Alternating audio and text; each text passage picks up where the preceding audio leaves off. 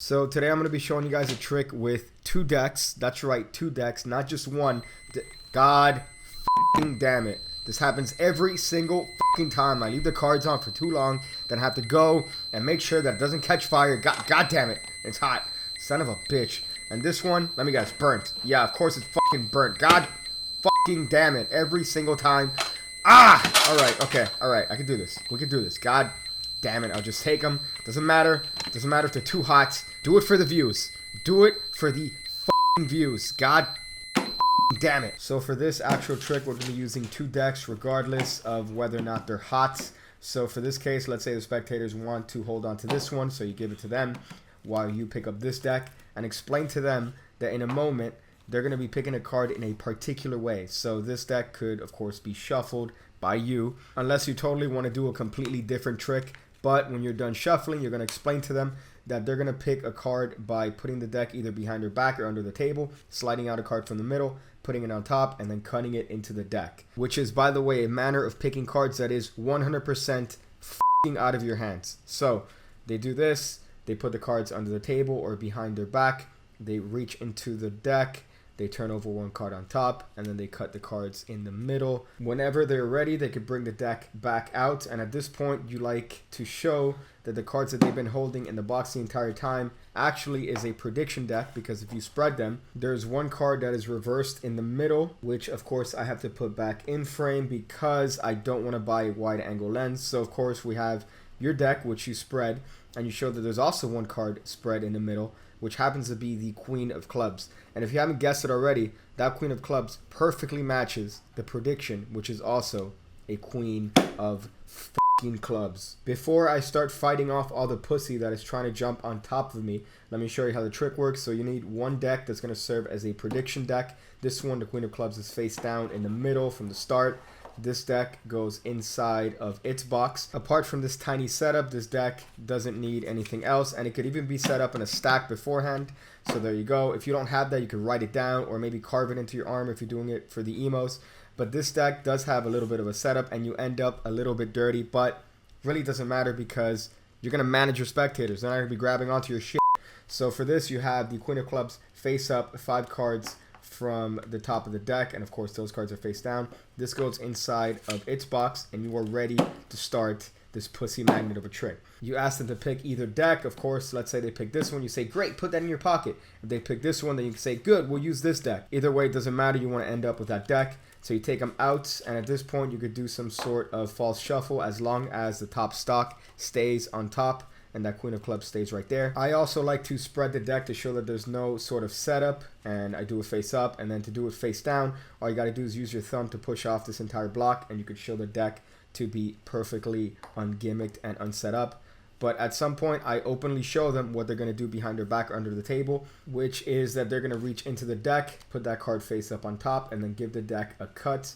I do this in front of them to illustrate what it is that they're going to do. So you spread over, and of course this card is going to go back on the bottom as to not disturb the stack that is on top. Remember, you have the 5 cards with the queen face up. You do want to pick someone that is good with a deck of cards. You don't want to pick an autistic kid that's going to pick up the deck and be like, this is the deck, this is the deck. So with that in mind, they put the deck under the table or behind their back. They reach in, they put whatever card face up on top, and they cut this card in the middle.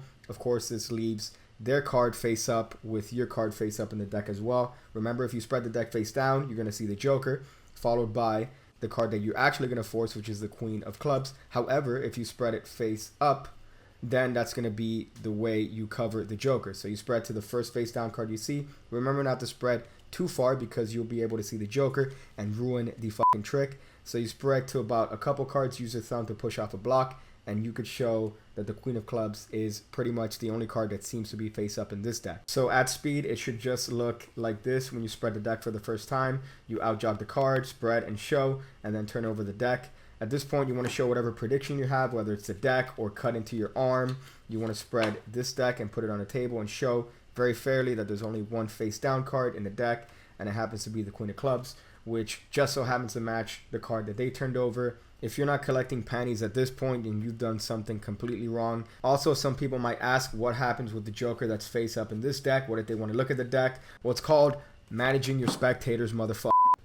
In the comments to the previous video, some people were making reference to a certain move that they wanted a tutorial to. This move is called the muscle pass. You see this all the time, done by Asians in particular. So in order to give you a quick tutorial on this particular move, I'm not really going to spend too much time on it. So of course we need a $50 or any other coin. Now the way the muscle pass looks like, you put the coin in classic palm and the coin shoots out of your palm into the other hand or receptacle of any kind. It looks very impressive when you actually catch the fucking coin. However, if you're doing it, all you need to do to learn this move is you put the coin in classic palm in the right hand, because I'm right-handed. Now what I did to learn this move initially is that I just pressed the coin in with my finger and I just tried to squeeze the coin out of my hand just using the muscles of my hand as hard as I could. Now it hurts, it's going to leave a little mark, but that little mark is what allows the coin to shoot out of the hand. In order to do this and be proficient at it, I did this sort of motion for a couple minutes a day to develop the callus in my right hand. It fucking hurts, but it was worth it at the end. So you just run through this little motion over and over again.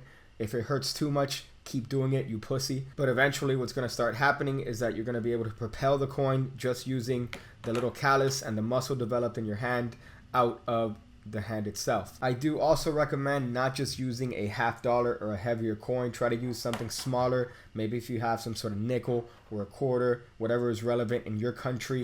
In America, we use actual money that is worth something. So for this example, I'll use a quarter for this example. So this is the coin that I would recommend to start with, because not only is it smaller, but it develops the muscle in your hand a little bit more strenuous. Is that the word? Yeah, a little bit more strenuous. There you go. So that coin will actually not only propel further and harder, but it'll be able to develop the muscle in your hand a lot stronger. So I would recommend using a quarter when you are first learning this. Again, it is smaller than a $50, but it does weigh a lot less than that $50, so you'll be able to propel it a lot further. I do realize at the same time, a lot of third world countries, they like to use big coins because it makes them think that their money is worth something. But I do recommend against using these bigger coins because it's not going to look good, and you don't have the hand to do it. There's no hand in the world that could do a muscle pass with that coin. So I recommend looking for some sort of smaller coin in that denomination if you possibly have it. I don't know whatever country you're from, but if you have some sort of equivalent to a quarter or something that is smaller, then I would use that, because usually they're lighter. They're not made of the same metals of the coins that we have here in America, so they're going to be able to propel a lot further and a lot harder than our real metal coins. It really depends on the coinage that you have in your country. If you have a light coin, it will be a lot easier to get. If you have a heavier coin, it'll be a lot harder, and to do it vertically will be fucking impossible if you don't practice it long enough. But there you go, that's pretty much it. You guys got a fantastic trick and a bonus muscle pass tutorial. Subscribe if you haven't already, and if you don't want to, I got a little something for you right here.